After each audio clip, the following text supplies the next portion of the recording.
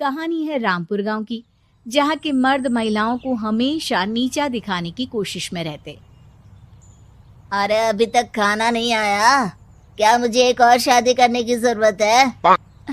नहीं जी नहीं, ऐसा मत करना, वरना मैं कहाँ जाऊंगी। खाना लेकर मैं अभी आई जी। गांव की पंचायत में भी फैसले हमेशा औरतों के खिलाफ ही रहते। मैं जो फैसला सुनाता हूँ वो भगवान की आज्ञा होती है। इस लड़के ने अपने मन से शादी करके अच्छा नहीं किया।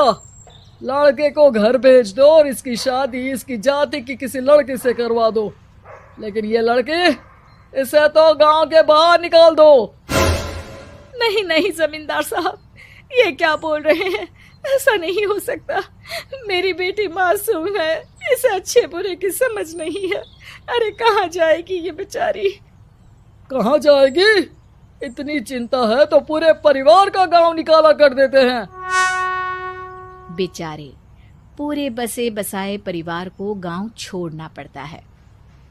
चाहे जो हो, अगर बेटियों को कंट्रोल नहीं कर सकते तो गांव में रहने का कोई मतलब नहीं है। यहाँ औरतों को दब कर रहना होगा। कोई भी अपने हिसाब से कुछ नहीं कर सकता, सब ईश्वर की मर्जी से ही होगा।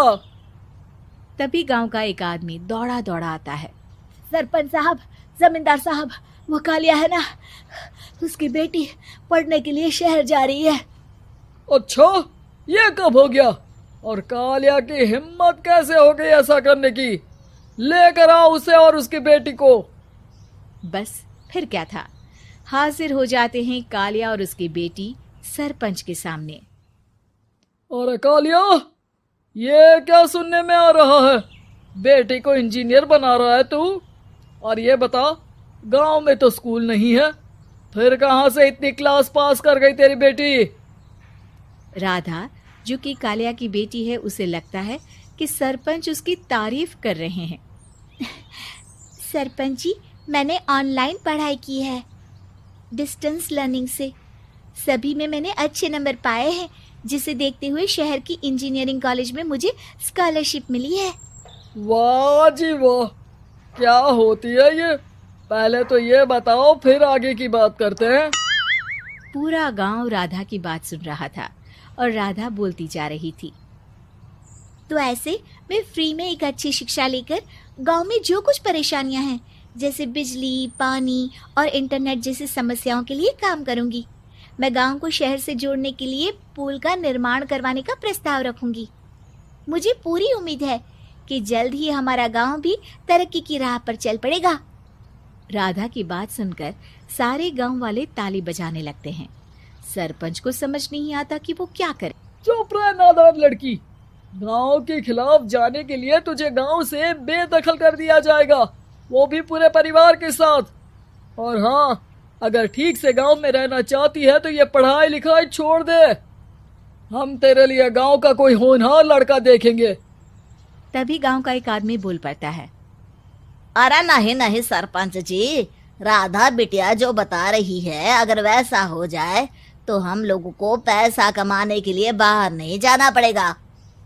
हाँ जी, और ना ही कोसों दूर पानी के लिए भटकना पड़ेगा। हमारे बच्चे भी अच्छी पढ़ाई कर सकेंगे और आगे बढ़ेंगे, ना कि हमारी तरह खेती करते बैठेंगे। क्यों गांव वालों, राधा बिटिया का साथ देना चाहिए ना। सरपंच देखता है कि गांव राधा के साथ है तो वो चुप हो जाता है। वो घर आकर अपने सलाहकार से बात करता है, जो बहुत ही चालाक किस्म का इंसान होता है। अरे सरपंच साहब, आपको बहुत ही होशियारी से काम लेना पड़ेगा। एक बार गांव तरक्की कर गया, यहाँ के बालक पढ़ लिए तो कोई ना पूछेगा आपको। और फिर ये जो बेटा और बेटी है ना आपके, इनको भी आम लोगों की तरह ही जीवन जीना होगा। हाँ, लेकिन करे तो क्या करे? वो ना आप मुझ पर छोड़ दीजिए, बस मैं जैसा बोलूं करते जाइए। अगले रोज सुबह जब गांव वाले सोकर उठते हैं तो राधा के घर के बाहर और साथ ही वो लोग जिन्होंने राधा का सपोर्ट किया था, उनके घर के आगे लाल रंग से कल आऊंगी लिखा होता है। कल आऊंगी, यह क्या होता है?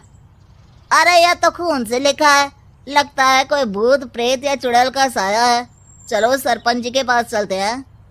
सभी सरपंच के पास जाकर उसे सारी बात बताते हैं। अरे ये तो बड़ी मुश्किल की बात है। चलो मैं एक बाबा को जानता हूँ, उन्हें बुला लेता हूँ। सरपंच बाबा को लेकर गांव के घर के बाहर जाता है। ओहो, तो ये वो चुड़ैल है जो उन लोगों को निशाना बनाते हैं जो गांव को बदलने का सपना देखते हैं। वो गांव को ऐसे ही संपन्न देखना चाहती है। वो नहीं चाहती कि कोई बाहरी यहाँ का कायाकल्प करे। क्या तुम लोगों में से किसी ने गांव को बदलने की सोच रखी है? तभी राधा की माँ रोते रोते आती है। मेरी राधा घर से गायब हो गई है।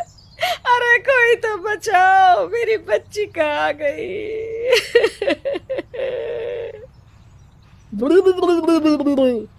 ले गई वो चुड़ैल, तेरी बच्ची को ले गई। अब वो उसे श्रापित करके छोड़ेगी, उस पर चुड़ैल का साया हो जाएगा। तभी बुरी सी हालत में राधा भी वहां आ जाती है। उसके बाल चुड़ैल की तरह फैले होते हैं और कपड़ों में खून लगा होता है। सभी राधा को देखकर डर जाते हैं। माँ, पता नहीं मुझे कौन उठा कर ले गया था। अरे दूर दूर हो जा चुड़ैल, अब हम लोग इस गांव में नहीं रुकेंगे। अरे कैसी बातें कर रहे हैं आप? कल तो आप मेरे भरोसे गांव का हुलिया बदलने, अपने बच्चों को पढ़ाने और तरक्की उन्नति की बात कर रहे थे, तो आज क्या हो गया आपको? ये फिर तुम लोगों को बहकाएगी। ये चुड़ैल गांव में आ चुकी है, ऐसे ही ये तुम्हारे घर के बच्चों को भी ले जाएगी। गांव वाले राधा को गांव से बाहर निकाल देते हैं। उसके माँ बाप रोते रहते हैं, लेकिन गांव वाले नहीं मानते। मैं भी अपनी बहन के साथ गांव के बाहर रहूंगा, लेकिन वो पढ़ाई नहीं छोड़ेगी। वहीं सरपंच के घर पर सलाहकार कहता है। देखा, सांप भी मर गया और लाठी भी नहीं टूटी। लेकिन अगले ही दिन सरपंच के घर के बाहर भी वही शब्द लिखे होते हैं और फिर सरपंच की बीवी कहती है, हमारी बेटी को किसी ने अगवा कर लिया है। तभी राधा का भाई वहां आ जाता है। अरे गांव वालों, मैंने सरपंच जी की बेटी को देखा था। वो चुड़ैल उसे उठाकर ले जा रही थी। अरे क्या मजाक कर रहे हो? नहीं नहीं सरपंच जी, आप नहीं जानते। वो चुड़ैल अब आपकी बेटी में आ जाएगी, जैसे राधा के अंदर आ गई थी। तभी सरपंच की बेटी वैसी ही हालत में वहां आती है जैसे राधा आई थी। पापा, पता नहीं कैसे मैं गायब हो गई थी। चुड़ैल, इसके अंदर भी चुड़ैल का साया है, मारो इसे। अरे नहीं नहीं, इसे भी राधा के पास गांव के बाहर ही भेज दो। अरे चुप रहो, मेरी बेटी कहीं नहीं जाएगी और चुड़ैल वुड़ैल कुछ नहीं होता है।